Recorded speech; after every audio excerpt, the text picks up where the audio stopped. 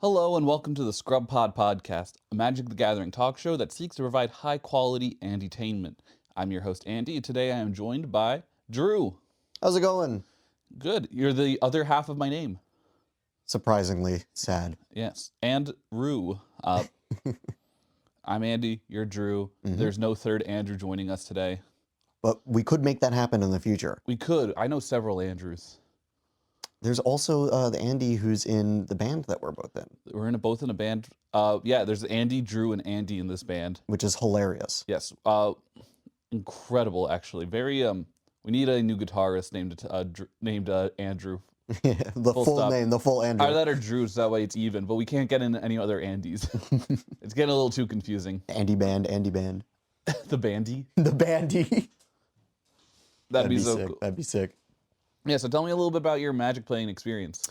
Yeah, so I started playing Magic at a sleepaway camp right when Eldritch Moon was coming out. So that was probably 2015, 2016, I think. And I stopped playing for a little bit after sleepaway camp ended, and then picked it back up in boarding school. So one of the first real group of friends I had was in boarding school. We all played Magic together. A lot of Commander, and at the time we were into Standard as well, though my two friends at the time were way more into it than I was. We saw a bunch of really interesting high-powered decks from our history teacher at the time. He was also very into Magic, and he really liked pub stomping kids. So we lost a lot to him. And then after boarding school, I found out about local game stores, and I continued to play Commander and Standard at those local game stores. Oh, that's awesome. A lot of humble beginnings for Magic begin at some type of sleepaway camp. I played a lot of Magic at a summer camp growing up. We had our own homemade format where the older kids did. The older kids had their own homemade format where they would, like, instead of drawing one card per turn, you would roll a die and draw that many cards. Oh, interesting. And I brought my Sphinx's Tutelage deck to camp. So anytime I drew a card, I would roll a 6. I'm like, all right, I'll draw a card. 6 Sphinx's Tutelage triggers. You mill at least 12 cards. Something like that. Yeah, it was very fun. I broke the format. Right. I was the king of the trading posts. That's one of the things that I really miss about this kind of like kitchen table Magic is you would see this like card that wouldn't be played in anywhere competitive, but in your play group that would be completely overpowered. You know, that's what I'm trying to do with my Commander decks right now. I'm trying to get into building. I'm trying 2s and 3s. Like my first ever real kitchen table Commander deck was blue-black unblockable creatures. Because I was like, what are you going to do? Nothing. You're taking the damage. You're taking the damage. You're taking the damage. And so this was just all Gadul Lurkers and Mystics of the Hidden Way, Jeskai Infiltrators. And so I was looking just at a lot of like those types of, how do I make this a good deck now in Commander? Right. And so I'm working on some stuff like that. You know Grima? No, I don't. What's Or Grima? Grima Wormtongue. I don't remember the exact name of that legendary creature, but it's a blue-black unblockable creature. When he deals combat damage to a player, you exile cards on the top of their library until you exile an instant, and then you may cast it for free. Oh, that's really fun. So you basically get to just cast free spells from your opponent's libraries every turn. And then the exiled cards go to the bottom of the library, so it's, not the end of the world. Right. But I just wanted to be all like, okay, it's going to be very, very simple. Unblockable creatures on turn 1, curiosity effects on turn 2. Right. Keep refilling your hand. Another unblockable creature and maybe another curiosity effect. That reminds me, back at boarding school, a friend of mine had a ninjas deck, and I think it was like a tier 2 modern deck at the time. So it, of course, destroyed all of us, but they were running like the 1/1 that can't be blocked and also can't block, and you would just like ninjutsu in. Oh, Changeling Outcast. Changeling Outcast, yeah. Or no, it wasn't the Changeling one. There was a... Because the Changeling one was in Modern Horizons. Yes, okay, true, yeah. There was a non-Changeling version of it back in the day. Well, there's a bunch of those 1-mana ones, like Triton Shorestalker. Right. I remember playing one of them in Standard. Slitherblade. Slitherblade. I think that was the one. The 1-mana 1/2? Yeah. Yep. I played a lot of those because in Yuriko. Yeah, when I was playing Yuriko back in 2018, I was on Yuriko extra turns. Mm-hmm. And that was a crazy deck, but I was just like, because the mana curve was just a arc. Right. like it was a negative parabola. like okay, it's all just 1 mana spells and all 10 mana spells. Would you be like fate sealing the top of your deck and like making sure that when you hit with Yuriko, you got that extra turn spell? I was Sensei's Divining Topping and scroll racking a lot. I was playing kind of on easy mode. This is back when I was new to Commander where I'm like, oh, Yuriko, that just ends the game so fast. What if I just flip Expropriate? Right, exactly. And 10 then damage to everyone. Yeah. And I remember the most fun game I had, though, with that was I was playing against my friend who was on, like, Lord Windgrace lands. And they cast a turn 3 Ugin the Spirit Dragon. How did they manage that? I don't remember exactly, but it's turn 3, it's a land ramp deck. Right. And they walked right into my Disrupting Shoal exiling Treasure Cruise. Oh, wow. And that was the highest Disrupting Shoal I think I've ever gotten. And it just like, and he didn't come back from that game. Yeah, no, I mean, getting Disrupting Shoaled for 8, that's it. You don't come back from that. For anyone that doesn't know, Disrupting Shoal is a counter spell that you can cast it for free by exiling a card in your hand, and it counters something with that exact mana value. So my Treasure Cruise Ugin could only be countered by 8 mana spells like Treasure Cruise, Dig Through Time, which are just good. Delve cards, great in Yuriko. Yeah. Shadow Mortality. Shadow Mortality. But this was a very big weekend. This past weekend. Right, Eternal Weekend happened. Eternal Weekend. You've gotten me into Eternal Magic. Have I? Yeah, you're the one that told me, like, come to Legacy Nights. Oh, yeah, right. Yeah, you got me into coming to Legacy Nights, which got me into going to pre-modern nights, which got me into really 60-card formats as a whole, because I was like, I don't want to just keep up with the riffraff of Standard. I'm personally a big proponent of 60-card formats. I think that's the premier way to play Magic. It's definitely the most fun way I have. Very clean, very slick. It's easy just to do multiple games with 60-card formats. Multiple games with the Commander games, like I'm exhausted after 3 games, but I could do like a 10-round tournament. Right, exactly. Cut to top 8. And those are always very fun. But Eternal Weekend, for those who don't know, is a big tournament weekend put on by Card Titan that had the North American Vintage World Championship and the North American Legacy World Championship. So some of the best players of all Magic come to this tournament that's just for fun, really. Winner gets like $10,000.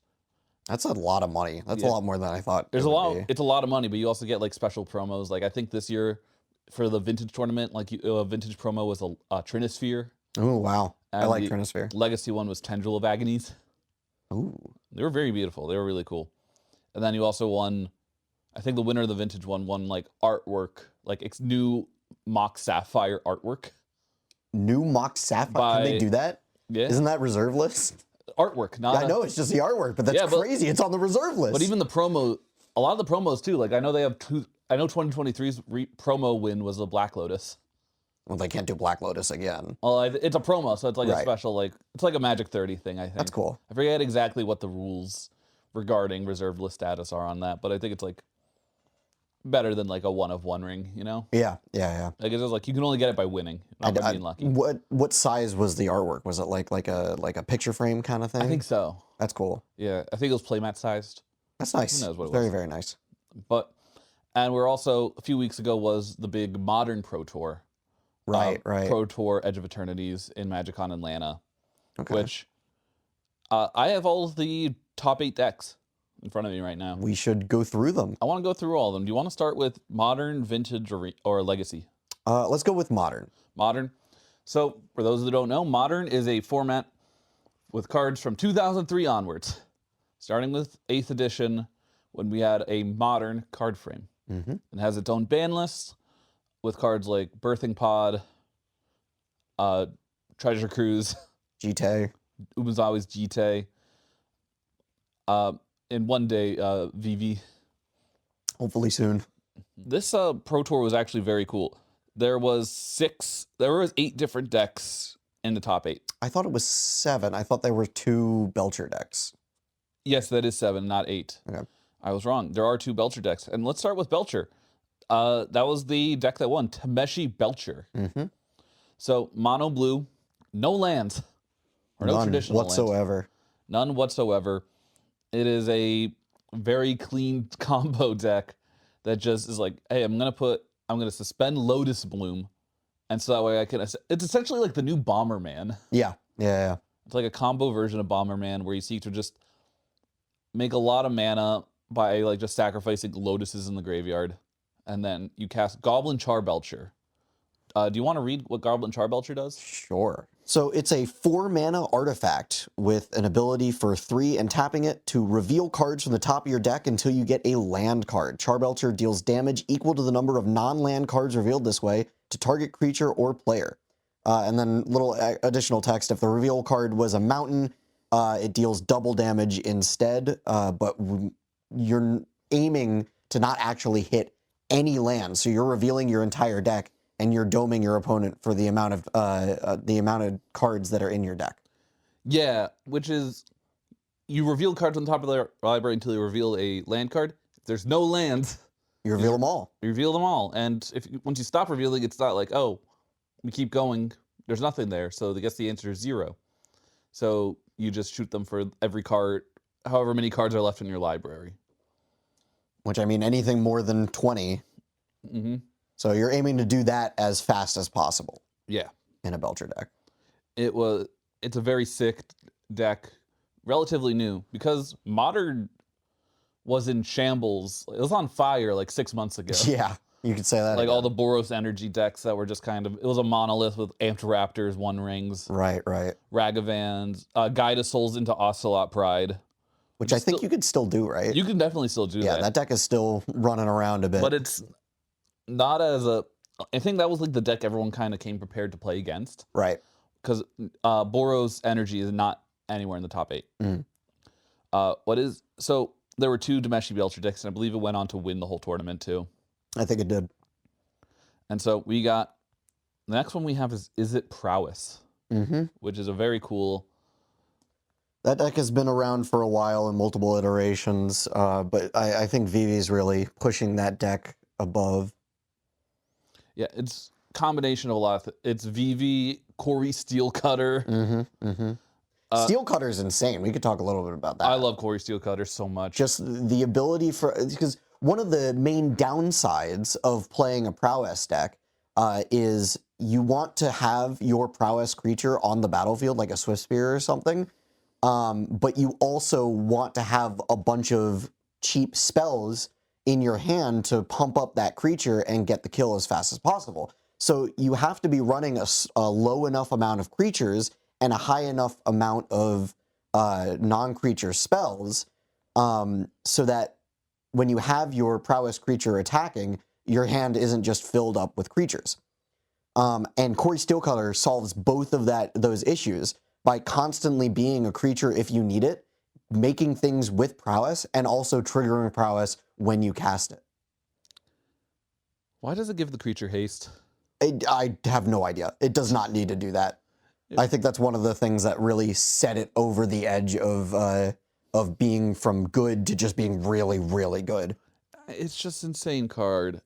It's beautiful. Just making your token, pumping up your whole board. It snowballs so quickly, but it is literally the definition of like, yes, this goes into, is it tempo decks? Right.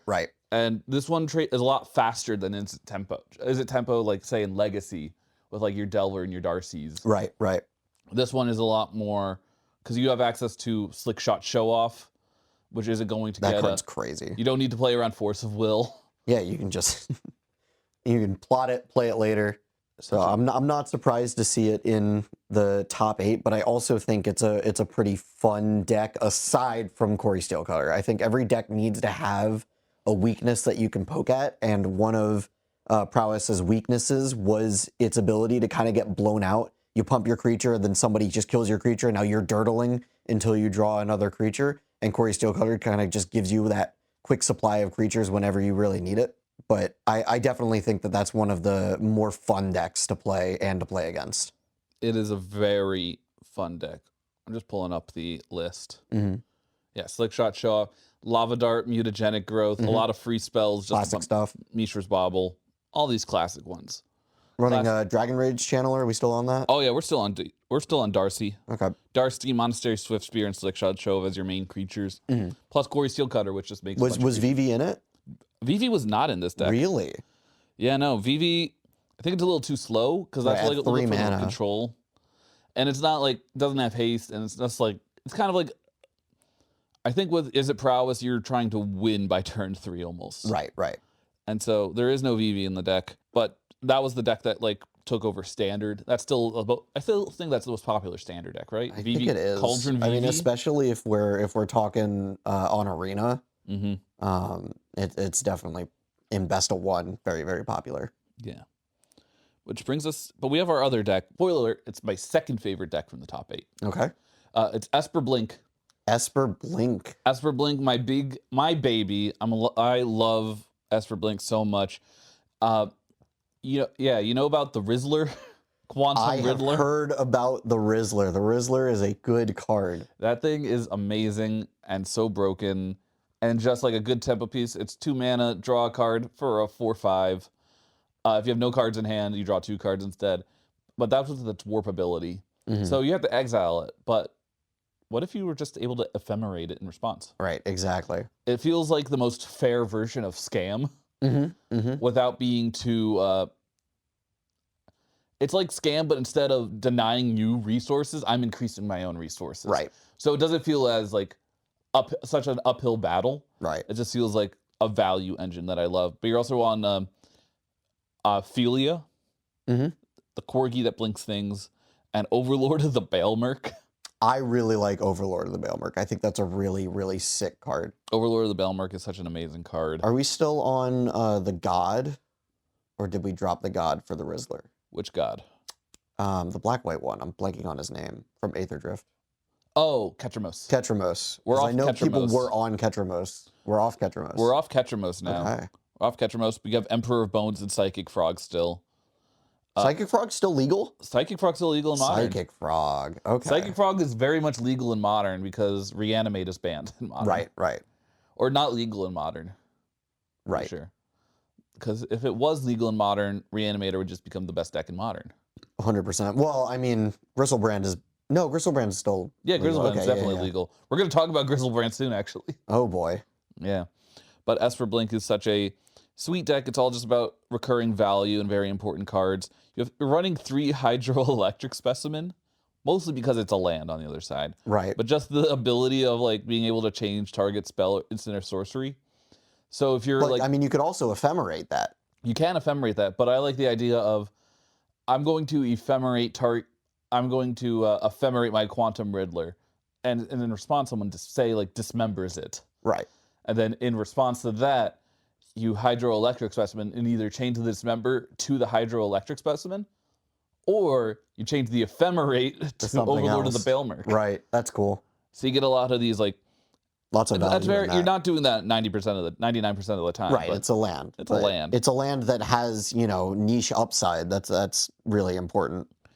Exactly. But we're gonna keep going and talking about one of the oldest decks in the format. It's core to Magic as any deck is. Every tournament's gonna have at least one person on this deck. Blue-white control. Right. An absolute staple of Magic in general. All the best cards that just say no. And then how do you win? You find a way from there. It doesn't matter. So what is our win con? Because it used to be what, Celestial Colonnade? Yeah, it used to be long ago, years ago.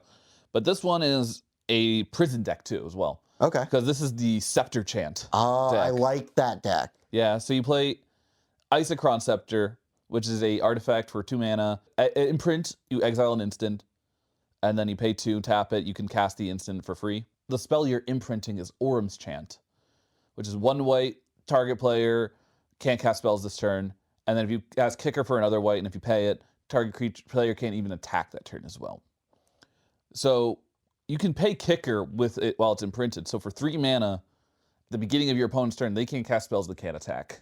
Which essentially locks them out of the game. Yeah, they can't do anything. That, along with Teferi Time Reveler, they can't do anything. Right. Because they can't respond to that triggered response. So I'm a huge fan of prison decks, so I think it's really, really interesting that we're turning a generalized control deck now into a prison deck. Exactly. It's really cool. And also, I like it too because with prison decks, it's like, okay, I can't play. How do I win? And it's usually like, oh, so a lot of control decks used to just be like, oh, every turn I'm going to make a 1/1 with Castle Ardenvale. Right, right. This one's slicker. It's just 4 copies of Solitude. You'll draw them, and then you'll attack. Yep. Like, you'll exile their creatures, and once everything's profitable and, like, you bounce everything, start attacking with your 3/4s.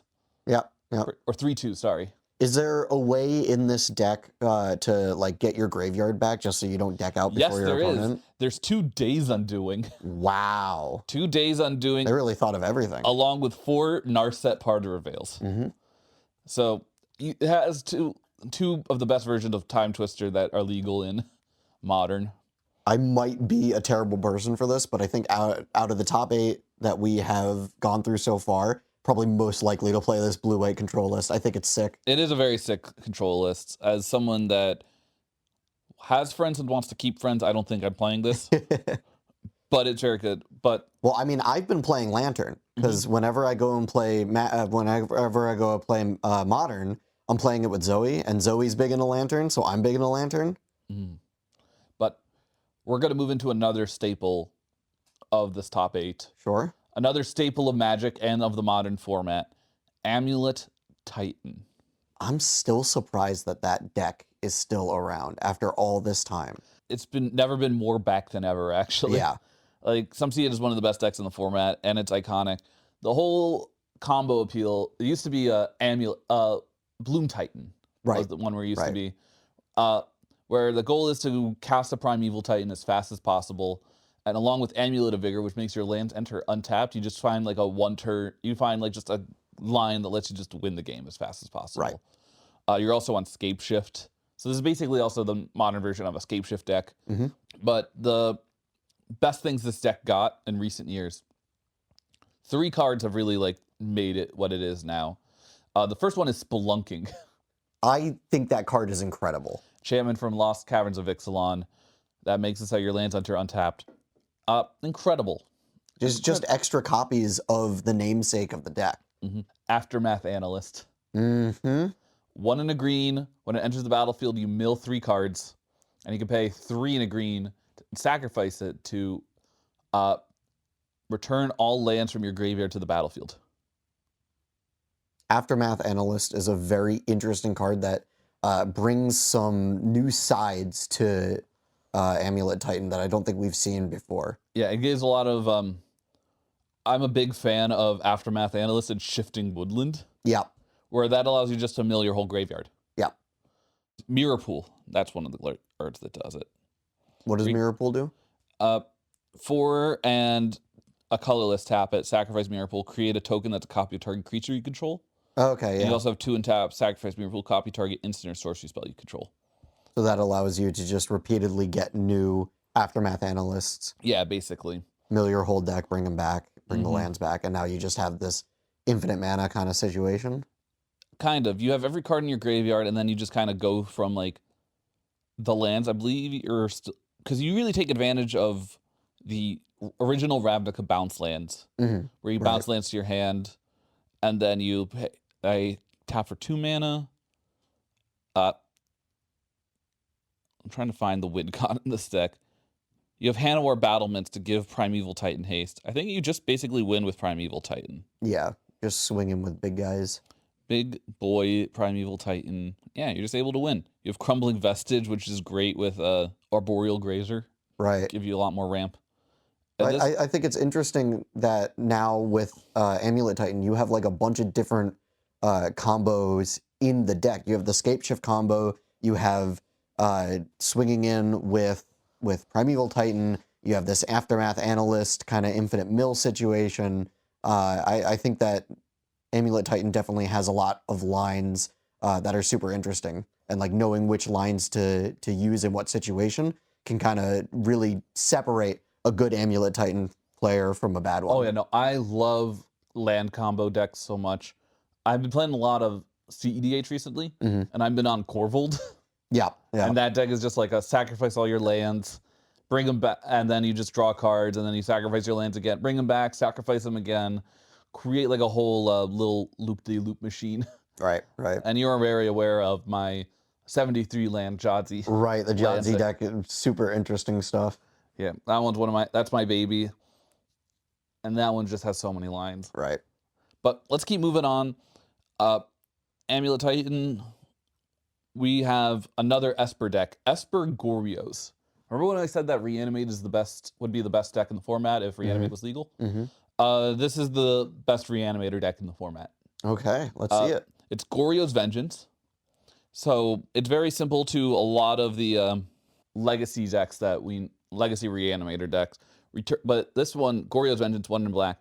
Return target legendary creature card from your graveyard to the battlefield. That creature gains haste. Very simple. Does it sacrifice at the end step, or does it stick around? I believe you sacrifice it at the end. Yeah, exile it at the beginning of the next. Sure. Yeah, you exile it at the beginning of the next end step. So you have the classic Reanimator targets of Atraxa and Grizzlebrand. This is the deck that's playing Grizzlebrand.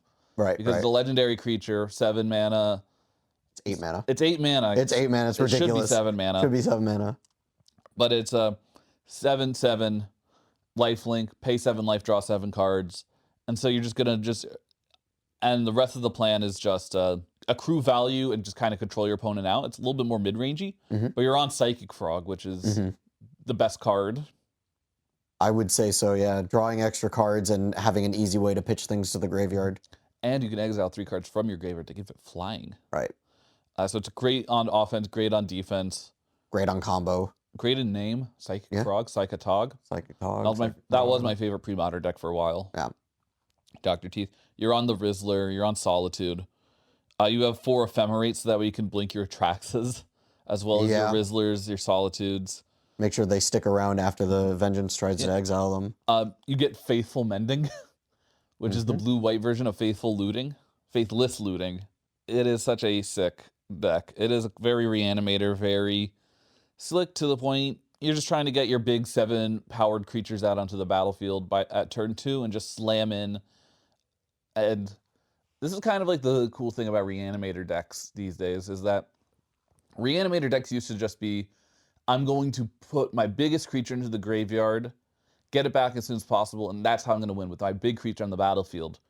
Right. Whereas Reanimator decks nowadays, the more reliable strategy is, I'm going to bring back my creature for 1 turn, but this creature is going to give me the resources to be able to do this again next turn. Right, right.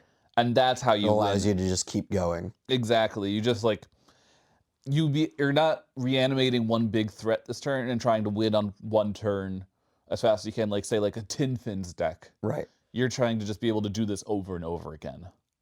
One Reanimator deck I'd like to see people work on a little bit more is, do you remember Tom's Protein Hulk commander deck? Or No. not commander deck, modern deck? No. So that deck was really interesting. You were trying to get Protein Hulk to the graveyard, and then a downside of many reanimation spells is that you have to either sacrifice it or exile it at the end of the turn. It's just to keep things a little more fair. But with Protein Hulk, that has a really, really good death trigger, which is fetching, 6 mana value worth of creatures from your deck to the battlefield. It turns into a combo piece.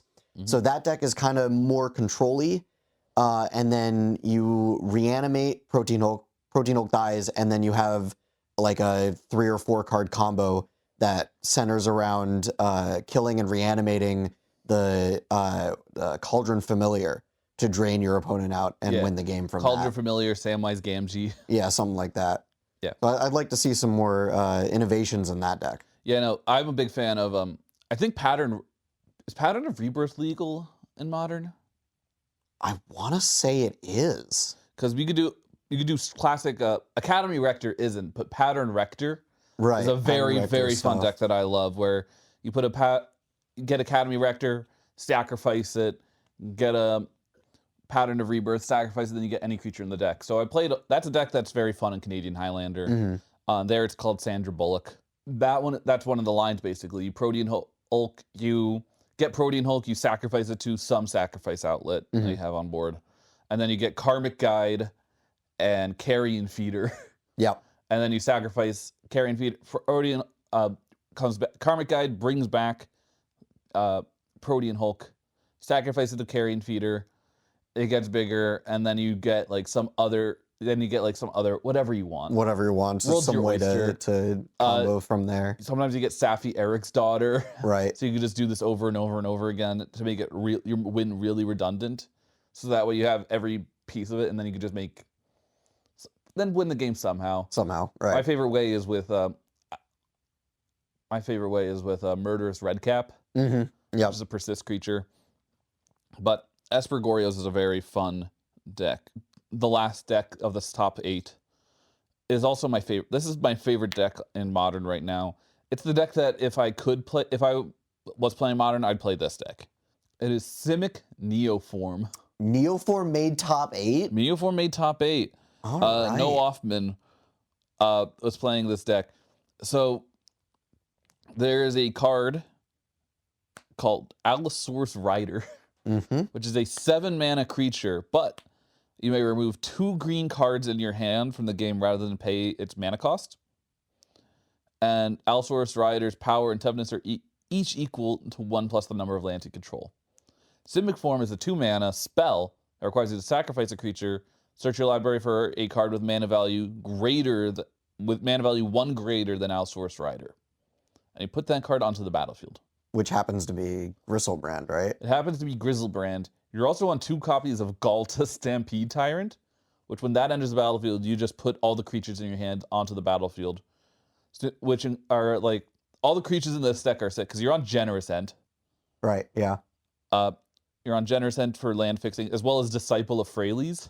Yeah. Which draws cards, sacrifices a creature. Hooting Mandrills. The whole deck is basically just 6 mana creatures, 6 and 7 mana creatures that you can cast very fast. Right. So that way you can sacrifice them as fast as you can in order to just win. And then you also are on Xenagos, God of Revels, to just give one of your creatures to combo off. Give your Grizzlebrand +7/+7 in haste. Right, a 14/14 lifelinker that's just going to draw you a bunch more cards. Exactly. And you just win on the next turn with all the other creatures you have after Galta Stampede. What place did Neoform get? 8th place. Okay. It was in the top. It lost in the first round of the top 8. Right. The deck at the tournament went 8-2. It looks like. No, there should be more games than that. And then you just have like all the classic. You're on Eldritch Evolution as well. Pact, Summoner's Pact, Consigned to Memory, Planar Genesis. That's a deck I could see myself spending a lot of time getting really good at. Yeah, no, I want it. Honestly, I have a lot of these cards. I might get into this. You should. If I was getting into Modern today, I think I'd either play Simic Neoform or Esper Blink. One of those two. I'm more leaning towards Simic Neoform just because it's a lot cheaper than Esper Blink is right now, because Esper Blink is very hot right now. I think if I was going to get into Modern, I would definitely be playing that Isochron Scepter list. That list is so cool. And I think Zoe has most of that deck already, so. Yeah. Good for you. I like prison decks, what can I say? All right, next, we're going to talk about the Legacy top 8. Do you want to explain to listeners at home what Legacy is?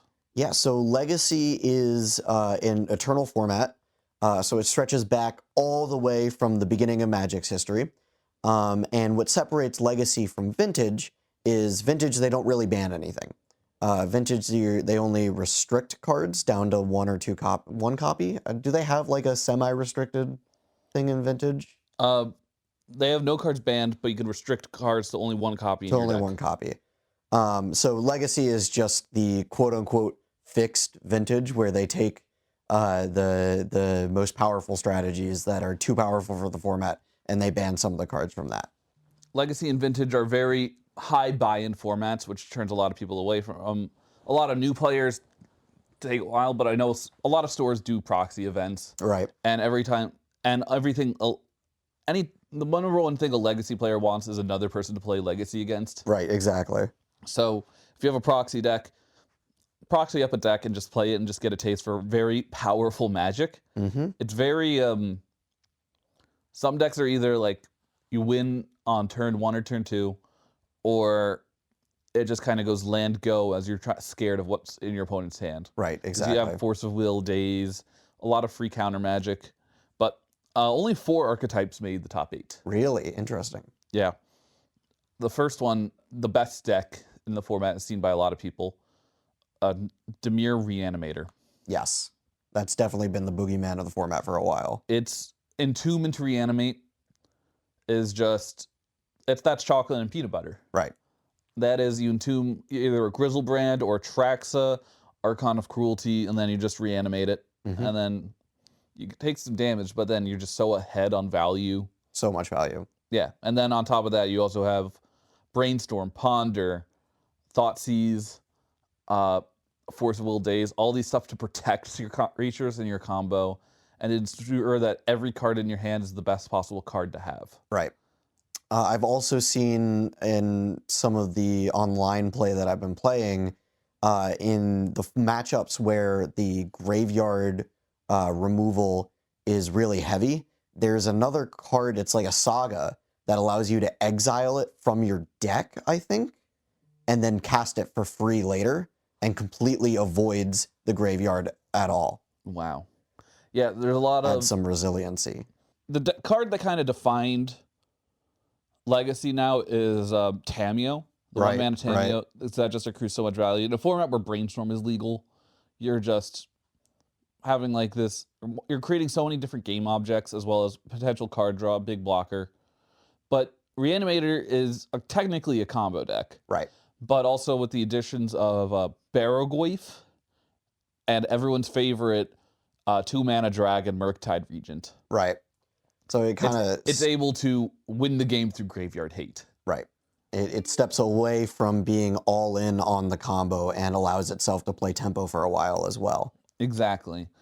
It could go from the plan very easily and with just very effectively. Turns out playing good blue-black cards is enough usually to... Right. I'm not saying that just because you're playing good cards you're going to win, but like there's definitely a lot of skill involved into it. About like, because if you don't, Legacy is a format where if you don't know not only how your deck really works or how your opponent deck works, you're going to lose. Right. Like you really need to understand what's going on. Understanding the matchup and knowing when to pivot. Yeah. Very, very rarely do you ever stumble into a win in Legacy. Like you really need to plan ahead. And it's a lot of methodical choices, which scared me for a while. I played a little bit of Legacy. That's a format I've been considering getting into recently more. Okay. I think I want to go back. This Eternal Weekend really sparked my interest in it. But I could definitely see myself playing that. I mean, thanks to having a place that allows proxies. But yeah. once I'm done with school, I know. I found a Jeskai Stoneforge deck. Okay. Stoneblade deck that I already have one of each duel. Okay. And that one only runs one of the Jeskai duels. Okay. As well as a lot of basics. It's a back to basics deck. That's nice. It's more of like a Jeskai control deck that wins with Stoneforge Mystic into like a Cauldron Complete and Batter Skull. It feels very 2012. Right. But that's my love. Stoneforge Mystic is my favorite card in Magic. That and Baleful Strix and Ephemerate. That's all I want to do. You're an Esper player through and through. I'm an Esper player through and through. I was on Esper Stoneblade when I first got into Legacy, and I was just okay at it. I just needed to learn the format. Right. It was a great deck to learn how to play Magic, but I just kept losing Bowmaster battles. But the next Legacy deck archetype was Mystic Forge. Which was super cool. I love decks that kind of spiral without having like a Storm win con. But decks like Mystic Forge, where you're playing one thing, untapping this, playing another thing, crazy strategy. It is an amazing strategy, just being able to...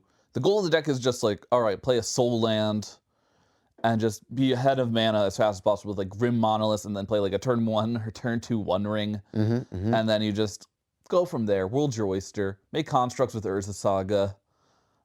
Use Mystic Forge to just cast every card in your deck. Glaring Freshraker just to kill your opponent. Massive amounts of damage from that card. It's a very popular deck. That was the deck that kind of took the format by... or at least took the weekend by storm. Because everyone knew Reanimate was going to do well. Not a lot of people showed up with Oops All Spells, which was pretty nice. Right. I think everyone's just sick of that card. Playing against that deck. Everyone's sick of that deck. Oops All Spells kind of took over the Modern Pro Tour, but right. But that's just Belcher, so it's a little bit. So that's more forgiving. But Mystic Forge is one of my is a very cool artifact combo deck. That's what you'll notice a lot with Legacy. Legacy is definitely like a combo player's paradise, where it's like you can just do the most broken things as fast as possible, and you still have to like put up a fight with it. Right. Because every card after that, it's great because what combo players want desperately is to either win as fast as possible, or if they get stopped, be able to keep playing the game. Right. Which the card, if it's playable in Legacy, it's because it's a powerful card on its own. Right. And so just being like, okay, my Mystic Forge, I didn't pop off with my Mystic Forge, or I didn't pop off with my Reanimate. So now I'm just going to go on the Baragorth Beatdown plan, or I'm going to go on the Urza Saga Tempo plan. And just be able to win from that air. And that is just so exhilarating. It leads into some very interesting interactions between the two players, because you're trying to do your game plan and you're trying to combo off, but you know your opponent's trying to do the exact same thing. So you have to think, how do I stop them from comboing off? How do I stop them from tempoing me out? And how do I do my own game plan all at the same time? It's just super interesting. Exactly. It's such an interesting way to look at it. But the other archetype that made top 8, I think I think 3 people were on Reanimator, 3 people were on Mystic Forge, and the last 2 were only 1 person was on. But it's my favorite combo deck in the format. Cephalid Breakfast. Cephalid Breakfast. Cephalid Breakfast is a combo deck that seeks to abuse Cephalid Illusionist and a 0 mana ability to target it. So Cephalid Illusionist with Shuko or Cephalid Illusionist with Nomads and Core will mill your entire library, which brings back Narcomoebas, which Dredge returns back a Thassa's Oracle to win the game. So you can win as early as turn 2, and then on top of that, you are playing a lot of Disruption, counter magic just to protect it. But the best card in the deck that was recently added, I say recently because it was added last year, is Nadu, Winged Wisdom. Right, and it slots so easily into the deck. Yeah, banned in Modern for very good reasons. It just allows anytime you target it to just either keep drawing cards and ramping as well. And so talk about a combo where if you aren't able to combo off, you just have the other game plan. This is that perfect example of that, where if you're not able to win with like the Cephalid Illusionist lines, you're just able to go, okay, I'll play Nadu and have like another backup combo in your combo and deck. It's so much value that even if you don't win the game off of Nadu, you're probably going to win the game in the next turn or 2 because you've drawn so many cards, you've played so many lands.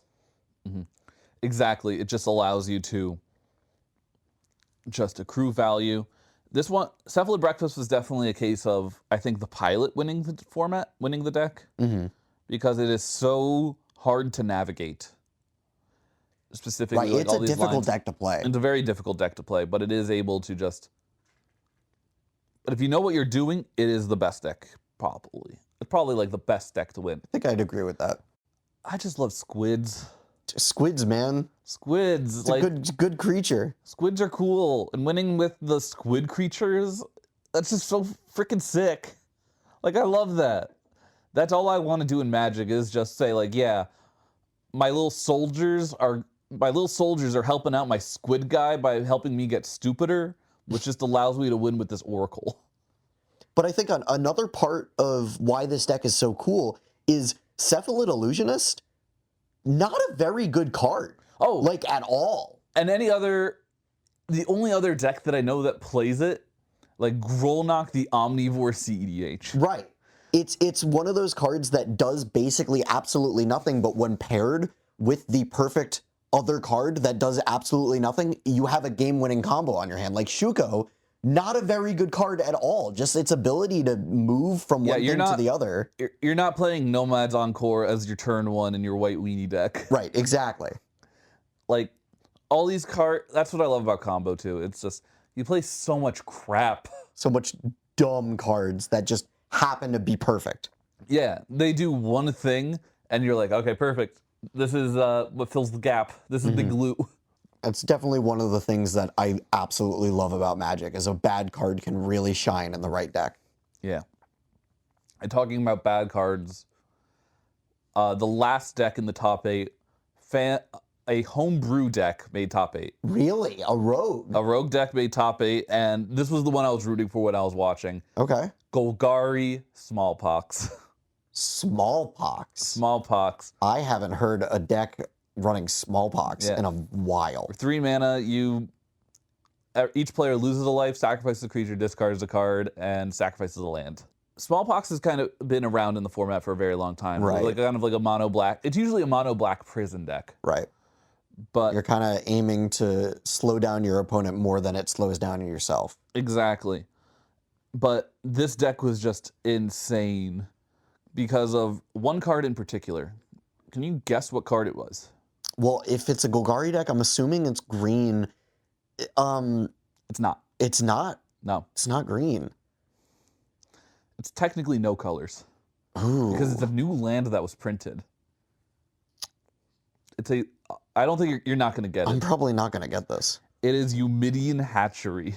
I don't even know what that is. I've never heard that card before. Oh, this card's you tap, it's a land. Tap, pay 1 life, add a black mana, and put a hatchling counter on this land. Okay. When this land is put into a graveyard from the battlefield, for each hatchling counter on it, create a 1/1 black insect creature token. That's got to be an old card, though. No, this came out in Edge of Eternity's Commander. What? Yeah. That's one of those things that like puts a Smallpox style strategy over the edge. Exactly. The play pattern with this card was just so funny because it's just, okay, all right, here's what we're going to do. Turn 2, you play this and you tap it. End of turn, you tap this in your other swamp, put a hatchling counter on it, and you cast Orcish Bowmasters or whatever. Right. And then you untap, you play another swamp, you tap all 3 of your lands, put another hatchling counters on this. Right. Cast Smallpox, sacrifice this land. You get 2 black insects. And if you played your deck correctly, you would have probably about 5 creature cards in your graveyard. And this makes 2 creatures, which is just enough to cast Hogak. Oh my god. This deck was win con was Hogak. The reason why you were filling that graveyard is because of Life of the Loam. That was the card that made this deck work too.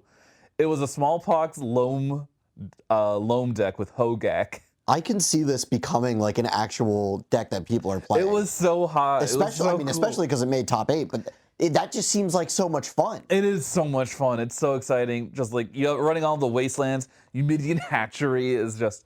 I need to start buying Eumidian Hatcheries and I mean that deck sounds like it'd be pretty cheap too. Yeah, relatively, I believe. I mean compared to the rest of the format. Yeah, but it's a very cool. I'm gonna look into that. That's such a cool strategy. Yeah, I was just so spellbound every time I was watching that deck just do its thing. I'm like, yeah, I was rooting. I'm like, yay, Smallpox. Yeah, go. I'm never rooted for Smallpox in my life, but I'm just like, yeah, take that, Mystic. I mean, this Forge. is the place to do it when it's part of something so unique. Yeah, that's the thing about like a lot of Legacy players is that professional players, there's like a weird spectrum of like people play what they want, and then they start playing like the meta, the top tier decks, and then you go back to just playing whatever you want. But this time you have the expertise of knowing how to beat meta decks. Right, exactly. And so you're just able to. That's why like people like Reed Duke are able to just win with Jund all the time because they just know how Jund works fundamentally, and they know the best cards to make Jund work in every format. And just being able to play Golgari Smallpox over and over again. You're on Grist too. Yep, Grist is sick. Yeah, so you're just able to it's just insane deck. There was only 4, those were the only 4 archetypes that made top 8 in the Legacy portion of Eternal Weekend. Well, I mean, we got a rogue deck in there, so that's got to count for something. We got a rogue deck, we got Cephalid Breakfast, a lot of combo decks, a lot of prison. But this one took me for surprise. Yeah. Eternal Weekend had the Vintage North American Championships, which we're going to talk about now. That one had the top 8, all different decks.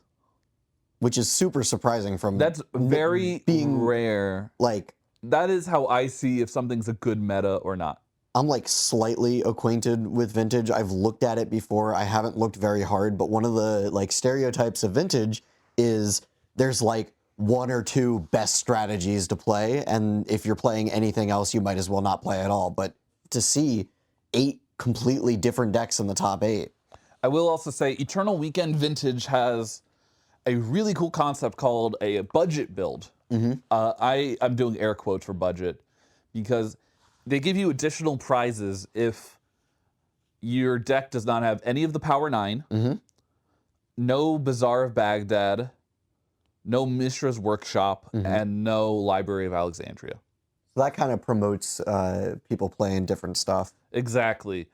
I think you get like an additional like $800. That's cool. I feel like for the person that finishes highest with a budget deck, I love that first and foremost. Yeah. Because I think that is the way to get people into Vintage. Right. Just encourage people to not, because this was a no proxy tournament. Right. So you have to have the Power 9. So you just have to have spent $25,000 just to play the game. just to play some cardboard. All right. And then, but you ready for the decks? Let's see it. Mono White Initiative. Okay, interesting. Classic, a deck that was so good it got banned in Legacy.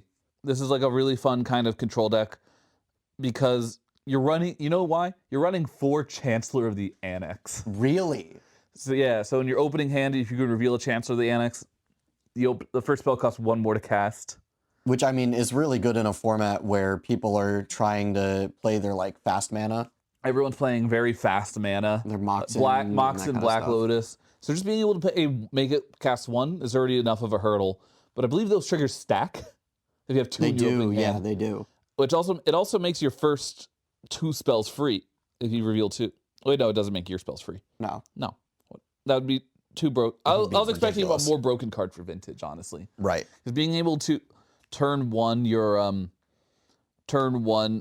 White Plume Adventurer is probably the best. But all I'm saying that is like you can do that. Like you're on 4 Ancient Tomb and Mox Pearl, Black Lotus, Chrome Mox. Yeah, so you can just Ancient Tomb, Chrome Mox, exile one of your Chancellors that you're not going to be able to cast, get a White Plume, and just start winning the game with the initiative.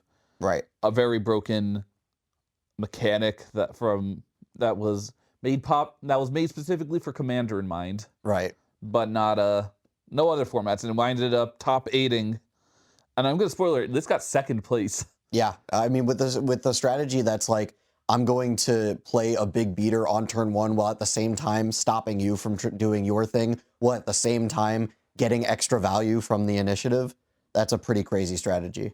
It is very crazy. But we're going to talk about the best deck in the format. She's big, she's pretty, purrs a lot. Her name's Lurrus. Oh, yeah.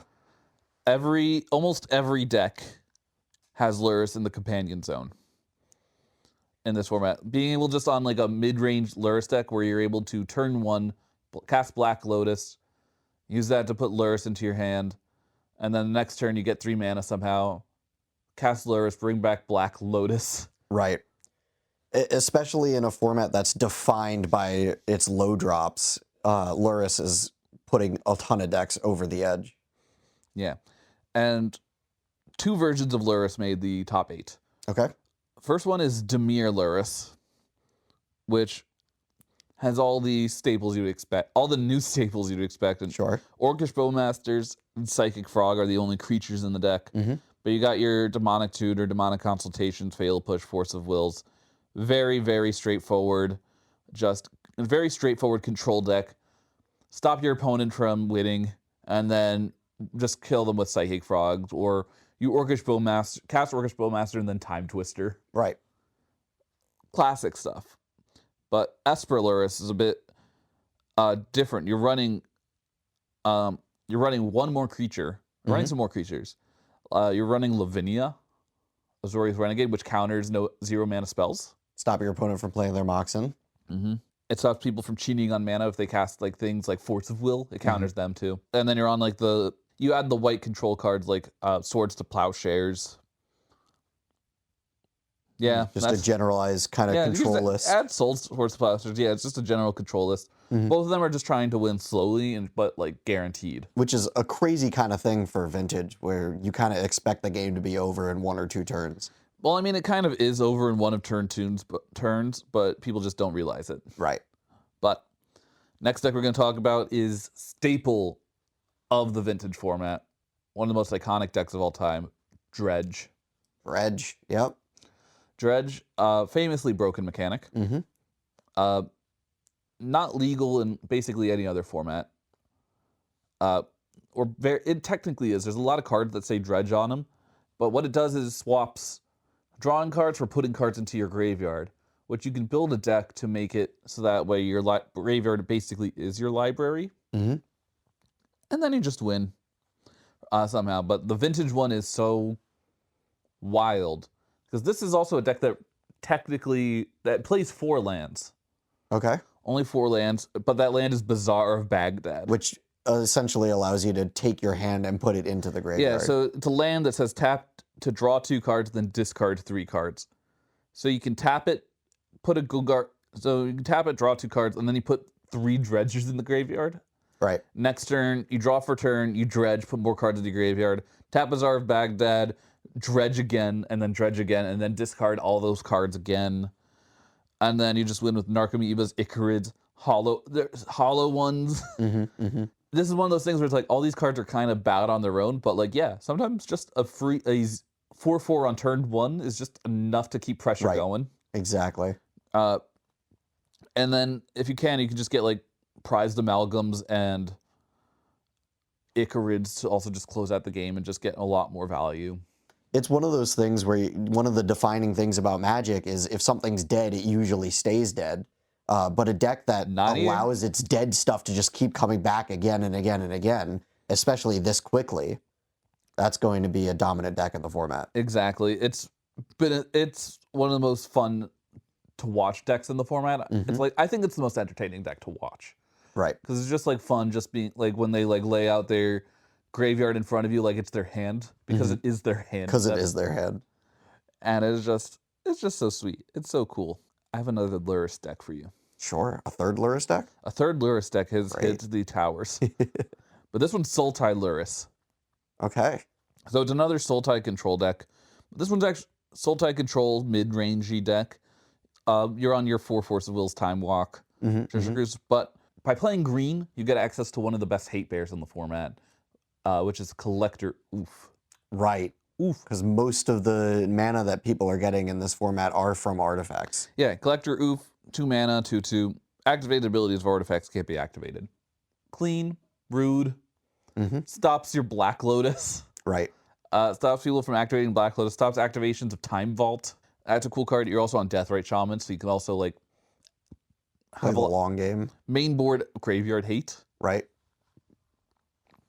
Main yard Graveyard Hate is just good, and especially against Dredge. Right, right. When that's such a big part of the format, being able to just take key pieces out of the graveyard when you can. Exactly. But the card that I did not know, that I was surprised about, Kashala Skimmer. What is that? For green, it's a 2/2 for a green-blue bird scout. Okay. From Dragons of Tarkir, or Tarkir Dragonstorm. From Dragonstorm. That's flying, and whenever a card leaves your graveyard during your turn, draw a card. So whenever you play something with Lurrus, you get to draw an additional card? Yeah. That's nutty. You know what would be better than cracking a Black Lotus for 3 mana? Casting your Black Lotus and drawing a card. Right. And then using that mana to cast it. Making them all cantrip. That's nutty. How much mana is that creature? It's 2 mana. Wow. It's a 2 mana 2/2. Yeah. So it works on curve with Lurrus and Black Lotus. And it's just so... I like that. I like that there's like interesting things coming out in new sets that breathe new life into these decks that have been around for God knows how long. Exactly. I love that they're still adding cards to a format, but not... I like it when they add new cards to a format in like a... you get like a little bit of spicy tech kind of way, and not in a, oh god, Psychic Frog is ruining Legacy kind of way. Or, hey, Modern is now on a standard rotation. Like, I don't like those types of changes. Right. But I know, hot take, am I right? The hottest take. We're going to get banned off YouTube for that take. Oh no, don't do that. I'm going to talk to you about the deck that I was rooting for, and a lot of other people were rooting for. This was a deck that was banned in both Modern and Legacy, but now is a budget deck. Really? In Vintage. This is Mono Black Grief. Wow. Okay. So it's a Mono Black is in the format. Yeah, Mono Black aggro deck that seeks to cast Grief as fast as possible, and then just either reanimate Grief and just reanimate it on turn 1. Exile a card, cast Grief, goes to your graveyard, reanimate it. Congratulations. You now have a 3/2 with Menace, and your opponent is down 2 cards. Right. In a format where kind of every card kind of matters. Right. And then on top of that, and once you do that, you just have like the mid-range plan of Dothly Voidwalker, which is main board graveyard hate. Right. Which you kind of need in a dredge format where you're giving them free cards in their graveyard. Exactly. Barrow-Goyf, which just, if they have more cards in their graveyard, kind of a non-bo with Dothly Voidwalker. Right. But also, like, it's They're both good enough on their own that it's kind of worth it to run both. And then you're on Boardmasters and Troll of Khazad-dûm. Like, that is just... Is this also running the Helm of Obedience combo? No Helm of Obedience here. The only artifacts in this deck being Lotus Petal and Vexing Bauble. Interesting. Yeah. This is a budget deck, but budget by Vintage Standards, so it's $1,000. Yeah, that's really cheap for Vintage Standards. We got 3 colorless decks to talk about now. Okay. Are they all Shops decks, or? Technically, let me check. Yep. We have 3 shops decks to talk about. Or actually, sorry, we have 2. Sorry, we only have 2 to talk about. Okay. First one, Golos Mud. Okay, interesting. Yeah. You have 3 Golos Tireless Pilgrims, which lets you search your library for any land. So you're going to get like Tolarian Academy, or Mishra's Workshop, or Inventor's Fair, Caracas, Wasteland, Pajuka Bog. Mm-hmm. Yeah. Just general good utility lands. It's just good lands. And then on top of that, you're running Patchwork Automaton, Scrawling Crawlers, Stonecoil Serpents, things that just eat big mana for days. Okay. And just get big. It's very simple. And then on top of that, you're also on a...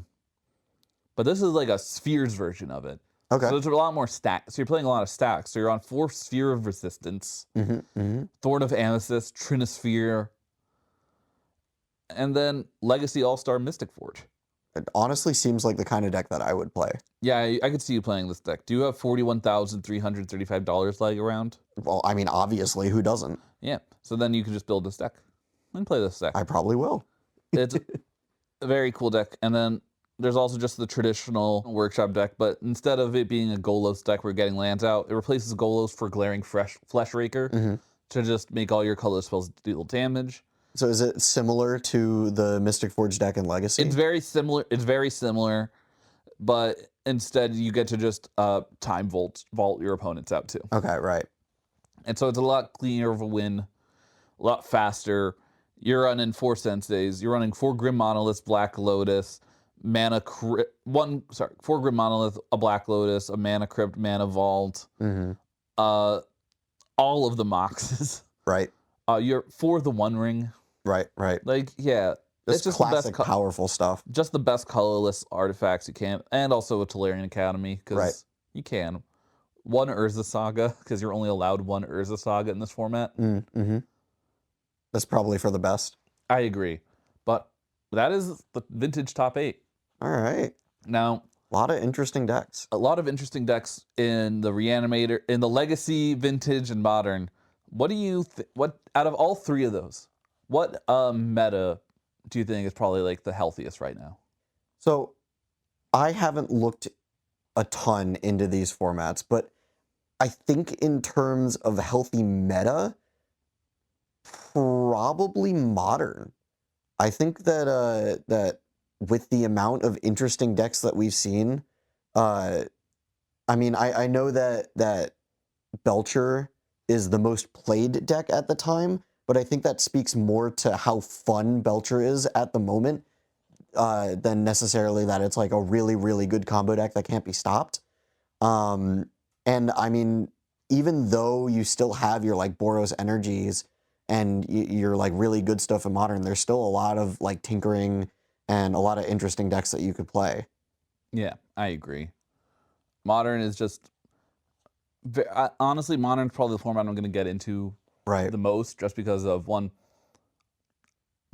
Like, I like how in order to make like an average Modern, the difference between an average Modern deck and an average legacy deck and an average vintage deck is just adding another 0 at the end of the deck exactly. cost. It's definitely more affordable to play Modern. Yeah, but vintage, watching the vintage tournament this weekend really just made me really want to play vintage. I think if vintage was more affordable, I would definitely play it. I think that because there's a lot more decks than I wasn't necessarily aware of to play, yeah, I think that would be fun. Variants on, like, a lot of these decks have like the same cards, but there's so many different ways to utilize them. Right. And that I think is like kind of beautiful. That's what Magic's all about. It's not personal decisions that you make in deck building. Exactly. It's what chess pieces do I bring to the table today? Right.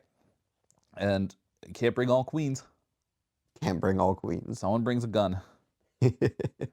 What deck would you play in Modern right now? And then what deck would you play in Vintage, and what would you play in Legacy? So I think in terms of Modern, I think Lantern, I know that people hate playing against it or whatever, but I think it's a really unique strategy to win the game. I think tinkering with Lantern and trying to make Lantern as good as possible is definitely the way that I play Magic the most. So I would probably play Lantern. A close second would be that blue-white control deck that top-aided because of the prison element to it. In terms of Legacy, I play lands. So like the Sphere of Resistance land decks, I really enjoy playing, and I know there's been some new cards printed of that I haven't really experimented with yet, so I would probably stick with lands. And in Vintage, I mean, that Golos deck seems really cool, especially since like Tolarian Academy is restricted. Just having 3 additional copies of that through Golos seems like a lot of fun and very powerful. Yeah, I have a lot of different takes on the best deck in the format, on like what I would play. Modern, I think I'd either go with the Simic Neoform or the Esper Blink. Right, just because those decks are just very... Those are the two things I want to do in Magic. Cheat on creatures and just have one card basically do the work of 3 cards. Right. There's a lot of synergies in those decks. Yeah. In Legacy, I think I'd go on like a Stoneblade path, just because I love Stoneblade. That's just what I want to play. But in terms of the top 8, I think I would play the Cephalid Breakfast deck. Yeah. Because honestly, being able to Stoneblade for Shuko, it's not that mana efficient. Very, very slow. Too slow for Legacy, but you know, just right for me. Right. And then in Vintage, I think I'd either go with the Esper Luris deck. I think that's the deck I'd be playing if I was like in a tournament, and I'd just be like, I want to win. I'll just swords. And I think that's one of the things about us as Magic players is both of us don't necessarily need to be playing the absolute best deck in the format. I think we have a lot more fun winning with really interesting builds. I am a lot happier going 0-2 drop with a deck that I love than 100%. Yeah. It's just sometimes it's just always neat when my favorite deck becomes the best deck in the format. Right. Like that's my case in pre-modern with Enchantress. Right. And that is just so fun. Thank you so much for coming on and talking to me about all these different decks and all like these latest tournament reports. Drew, any last minute thoughts you want to say? Play more pre-modern. Get people to play pre-modern. We need bigger pre-modern tournaments and more weekly events. I agree. And my name is Andy. I've been providing high quality entertainment today. Please remember to like, comment, subscribe, do everything you can to help the algorithm spread the good word of Andy. And just remember that I love you. I love you as well. Oh, I was talking to the audience. I'm well aware. This is awkward. And I'm gonna go. Probably for the best. All right, bye.